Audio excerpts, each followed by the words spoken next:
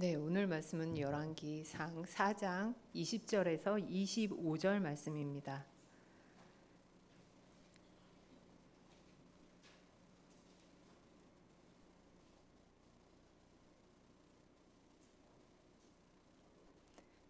찾으셨으면 저와 한 절씩 교독하도록 하겠습니다. 제가 먼저 읽겠습니다.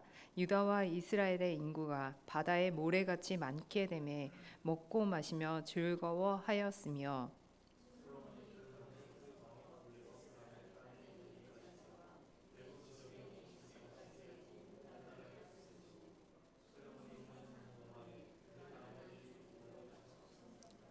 솔로몬의 하루 음식은 가는 밀가루가 30고루, 굵은 밀가루가 60고루요.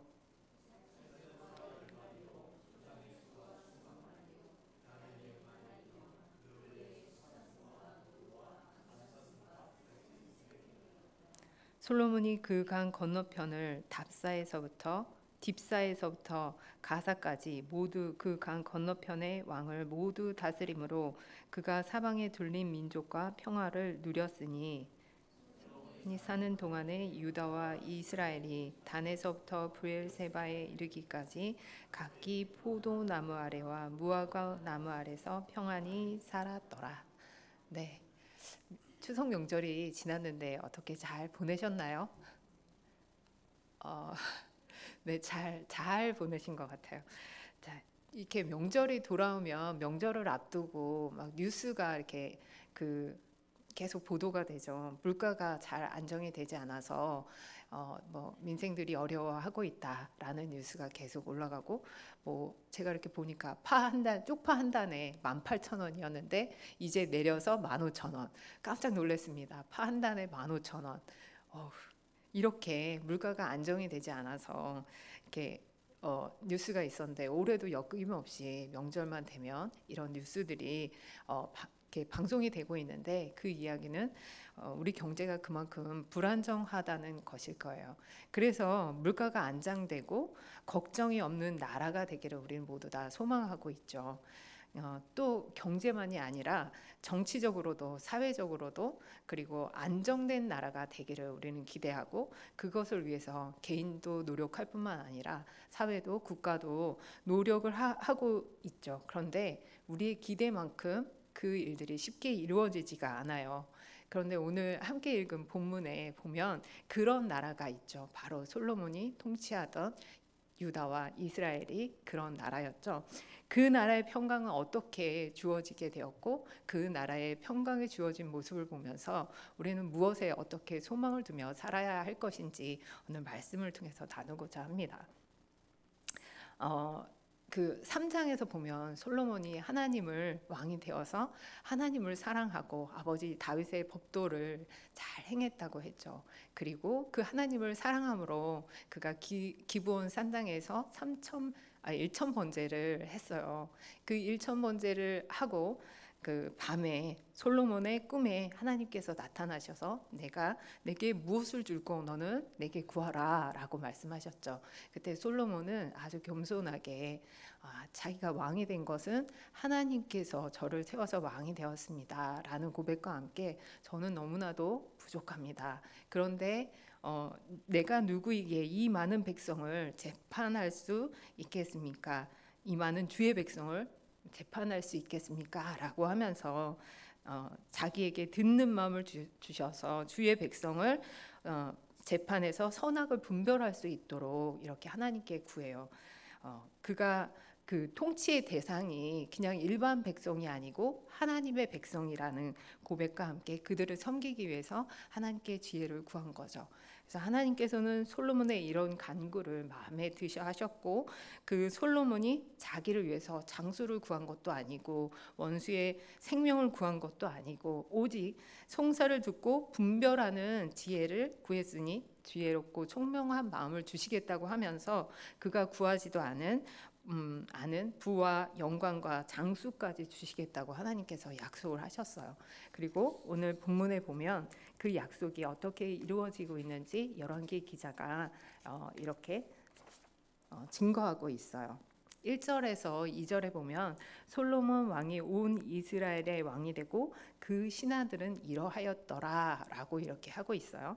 솔로몬은 나라의 요직에 솔로몬적 성향의 사람들과 친다윗적 성향의 사람들을 중앙 관료로 이렇게 세워 체계를 잡아갔어요. 그리고 온 이스라엘을 12 행정구역으로 나누어서 각 지역에 지방 장관을 임명함으로 다른 세력에 방해받지 않고 하나님의 뜻에 따라서 효과적으로 나라를 운영할 수 있는 중앙 집권 통치 체제를 만들어서 왕권을 강화했어요. 그리고 7절에 보면은 그 12 지방 장관은 왕과 왕실을 위해서 양식을 공급하는데 각각 1년에 한 달씩 그 양식을 공급해야 했고, 지방별로 왕의 필요를 채우려고 한다면 어떻게 해야 할까요? 그 뒤에 보면 솔로몬 하루의 양식을 보면 한 달의 양식을 정말 어마어마하다라는 것을 알 수 있거든요. 그래서 제가 이 본문을 딱 읽으면서 생각을 한 거죠. 와, 이 양식을 다 채우려면 아무리 그 풍요로운 솔로몬의 시대라고 하지만 백성들이 정말 고생이 많았겠다라는 생각을 이제 읽으면서 저는 얼핏 했거든요. 그런데 이런 저의 생각과 달리 각 지방별로 매달 양식이 잘 공급되었다고 하고 있어요. 27절에서 28절인데요. 27절에 그 지방 장관들은 각각 자기가 맡은 달에 솔로몬 왕과 왕의 상에 참여하는 모든 자를 위하여 먹을 것을 공급하여 부족함이 없게 하였으며, 또 그들이 각각 직무를 따라 말과 준마에게 먹을 보리와 꼴을 그들이 있는 곳으로 가져왔더라라고 하고 있어요. 이 지방 장관들이 한 달 동안 그 중앙에 음식을 제공했을 뿐만 아니라 공급했을 뿐만 아니라 마구간 26절에 보면요, 외양간이 4만이라고 이렇게 나와 있어요. 외양간이라면 마구간이죠. 그리고 마병이 12,000명이나 됐다고 해요. 말과 군마, 그런데 말과 군마에게 먹일 보리하고 꼴까지, 그러니까 사료까지 모두 다 가져왔다는 거죠. 중앙의 양식을 공급하기 위해 이런 것까지 다 가져왔다는 것. 그래서 물가가 백성의 이런 것들은 백성의 교회를 짜낸 결과가 아니라 이스라엘 나라의 베푸신 이런 것들을 보았을 때는 은혜이고 솔로몬에게 하신 약속이 이루어지고 있는 것임을 알 수 있어요. 그리고 이어지는 20절에서도 하나님의 은혜를 확인할 수 있어요. 유다와 이스라엘의 인구가 바닷가의 모래같이 많게 되매 먹고 마시며 즐거워하였으며, 먹고 마시며 즐거워하였다라고 하고 있어요.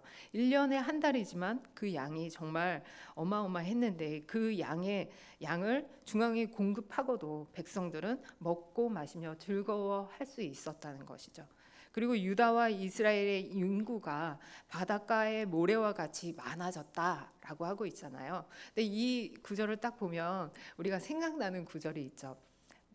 창세기 22장 7절에 내가 내게 큰 복을 주고 내 씨가 크게 번성하여 하늘의 별과 같고 바다의 모래와 같게 하리니 내 씨가 그 대적의 성문을 차지하리라고 일찍이 하나님께서 아브라함과 맺으셨던 언약이 이 솔로몬 때에 성취되고 있음을 또한 열왕기 기자는 이렇게 나타내고 있어요.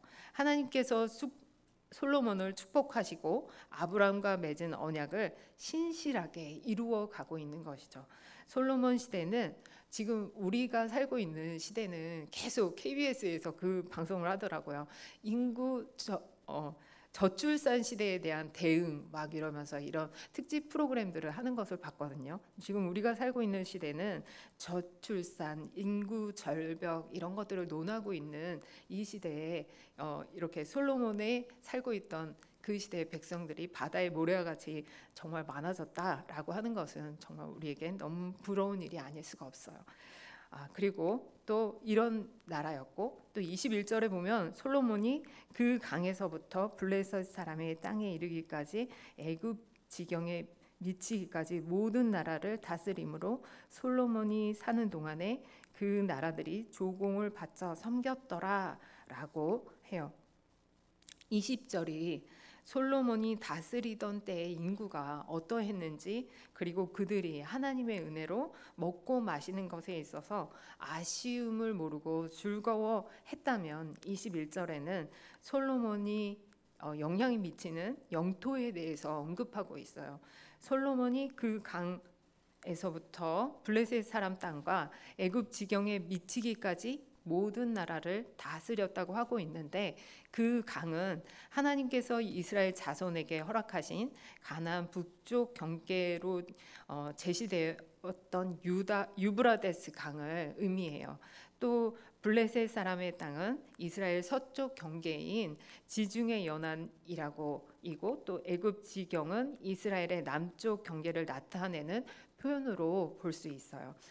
하지만 이것은 지리적 경계를 의미하는 것이 아니고 또 국경을 의미하는 것이 아니에요. 그것은 많은 국가들이 솔로몬에게 조공을 바칠 뿐 주권과 영토는 그대로 유지되었기 때문에 이는 이스라엘의 힘이 미치는 통치 영역을 의미한다고 할 수 있죠.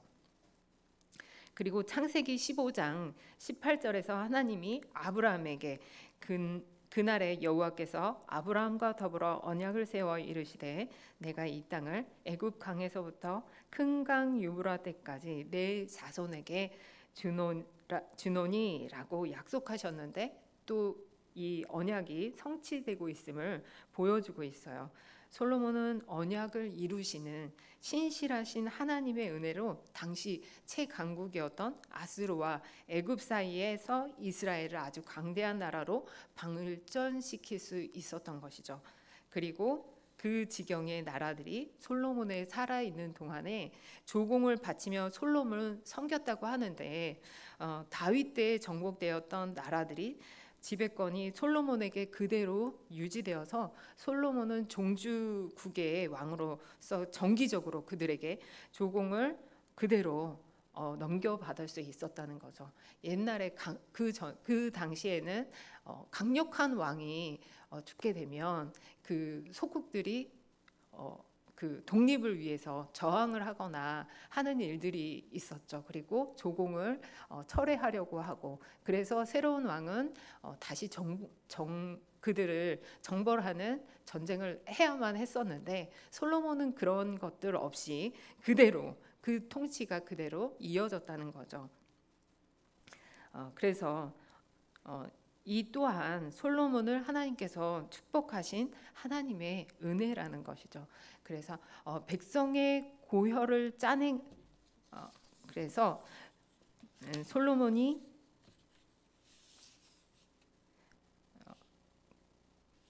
그리고 솔로몬이 다스렸던 나라의 풍요에 대해서 또 22절과 23절에 이렇게 나타내고 있는데요. 솔로몬이 하루의 음식은 밀가루가 30고루요, 굵은 밀가루가 60고루요, 살찐 소가 10마리요, 초장의 소가 20마리요, 양이 100마리며 그 외에 수사슴과 노루와 암사슴과 살찐 새들이었더라라고 하고 있어요. 그 말씀을 딱 읽으면 우리가 계량 단위를 그 계량 단위가 얼마쯤 될 거다라는 것은 잘 모르지만 그런 상태에서 그냥 읽더라도 그 양이 엄청나다라는 것을 정말 알 수가 있어요. 그렇다면 이 솔로몬 왕실의 하루의 음식의 양은 정말 어느 정도 됐을까요? 여기에서 나오는 고르는 곡물을 측정하는 단위로서 221고르가 220리터, 약 220리터에 해당하는 양이라고 해요. 그리고 여기에 그러니까 밀가루 30고루 그리고 굵은 밀가루 60고루 합쳐서 90고루인데요. 주석가들의 계산에 의하면 14,000명이 하루치 빵을 만들 수 있는 양이 바로 이 90고루라고 합니다. 그래서 제가 14,000명이 이만큼을 어떻게 만들까, 얼마나 될까라는 게 감히 상상이 되지 않는 그런 양인데요. 그런 양이고, 또 고기의 양 역시 14,000명이 한 근 이상 먹을 수 있는 양이라고 해요. 이같이 솔로몬 궁에서 하루 소비되는 곡식과 육류의 양은 솔로몬 왕의 물질적 풍성함과 규모가 어떠한지를 잘 보여주고 있죠. 하루 소비되는 양이 이렇게 어마어마한데 7절에 보면 지방 장관들이 이것을 하루도 아니고 한 달씩 공급할 수 있었다고 해요. 그럼에도 20절에 보면은 먹고 마시며 즐거워했다고 하는 것은 솔로몬이 다스리는 나라가 얼마나 물질적으로 풍요로운 나라였는지를 보여주고 있어요. 그리고 24절에 보면은 그 이유를 24절은 이유를 나타내는 접속사로 이렇게 시작되거든요. 그러면 그 이유를 나타내는 접속사로 시작된다는 것은 그 앞에 22절과 23절에 언급된 솔로몬 왕과 왕실의 엄청난 양의 양식을 공급이 어떻게 가능했는지를 말해주고 있는 거죠. 24절에 솔로몬이 그 강 건너편에서 딥사에서부터 가사까지 모두 그 강 건너편의 왕을 모두 다스림으로 그가 사방에 둘린 민족과 평화를 누렸으니, 솔로몬 왕과 왕실의 양식이 부족함 없이 공급될 수 있었던 것은 백성들을 착취한 결과가 아니라 솔로몬이 넓은 영토를 다스린 결과임을 또한 설명하고 있는 거죠. 그리고 유브라데 강 건너편 딥사에서부터 블레셋의 중요 성읍인 가사까지 솔로몬의 영향이 미쳤고 거기 그들과 평화를 누렸다라고 함으로써 솔로몬이 주변국들과 평화를 유지함으로 외교적으로 안정되었다라고 이렇게 표현하고 있어요. 그리고 거기 외교적으로만 안정된 것이 아니라 단에서부터 브엘세바에 이르기까지, 즉 이스라엘 북단에서부터 최남단에 이르기까지 백성들이 각기 포도나무 아래와 무화과 나무 아래에서 전쟁이나 경제적 혼란이 없이 이스라엘 전역에 평화가 임했다라고 말씀하고 있어요. 이렇게 솔로몬이 다스리던 때에 이스라엘 백성은 솔로몬에게 베푸신 하나님의 은혜로 정치적으로 또 경제적으로 이렇게 안정과 안전으로 평안의 삶을 살아갈 수 있었어요. 정말 우리가 바라는 그런 이상적인 나라의 모습인데요. 이런 이상적인 나라가 쭉 이렇게 지속되었으면 좋겠지만 21절에 보면 솔로몬이 사는 동안에 그 나라들이 조공을 바쳐 섬겼더라 라고 하고 있고요. 25절에도 보면 솔로몬이 사는 동안에 평안히 살았다라고 하고 있어요. 이 같은 경제적 풍요도 정치적 안정과 평안도 한계가 있다라는 것이죠. 바로 어떤 한계냐면 솔로몬이 사는 동안에만 그렇게 되었다라는 것이죠. 우리가 살고 있는 세상에서 이렇게 솔로몬과 같이 하나님의 은혜를 받은 지도자가 나타나서 우리를 이렇게 이끈다면 우리가 당면하고 있는 경제적이고 외교적이고 정치적이고 사회적인 그런 문제들이 영원히 해결되고 우리가 아주 이 땅에서 평화로운 삶을 살아갈 수 있을까요? 웃으셨습니다. 네, 없어요. 솔로몬이 사는 동안에만 유다와 이스라엘이 평화를 맛보았던 것 같이 우리는 그렇게 영원하지 않아요. 그렇지만 우리는 그렇다면 우리는 무엇에 소망을 두어야 할까요? 하나님의 은혜로 솔로몬 왕의 지혜로운 통치를 받은 유다와 이스라엘 백성이 있었다면 우리는 솔로몬보다 더 뛰어나신 그리스도의 통치를 받는 우리가 복된 백성이라는 것이죠. 그렇게 우리는 영원한 평안을 주시고 영원히 우리를 통치하시는 예수 그리스도께 소망을 두고 솔로몬의 어떠함 때문이 아니라 하나님께서 솔로몬의 통치 기간에 신실하게 하나님의 약속을 이루셨음을 기억하고 예수님께 소망을 두고 그 약속을 이루시는 하나님을 의지하면서 예수님의 통치 가운데 그리스도인으로 이 땅을 살아가는 우리가 되기를 바랍니다. 이 시간 선포된 말씀을 생각하면서 예수님께 소망을 두고 신실하게 약속을 이루시는 하나님을 의지하며 예수님의 통치 가운데 삶을 살아가게 하여 주시기를 함께 기도하도록 하겠습니다. 기도하겠습니다. 사랑의 아버지 하나님, 사람을 보고 세상을 보며 우리는 정말 실망할 수밖에 없습니다. 그러나 솔로몬에게 은혜로 함께 하심으로 솔로몬을 신실하게 솔로몬에게 하신 그 약속을 이루신 하나님을 우리가 기억하게 하여 주시고, 그 하나님께서는 지금도 우리와 함께 하시며 우리에게 주신 약속의 말씀들을 이루시는 하나님이심을 우리가 기억하게 하시고, 사람에게 세상에게 소망을 두는 것이 아니라 예수님께 소망을 두고 그 통치하심을 따르는 삶을 살아가게 하여 주시기를 간구하오니, 하나님께서 우리의 삶 가운데 우리의 생각 가운데 함께 하시며 은혜로 인도하여 주시기를 원하오니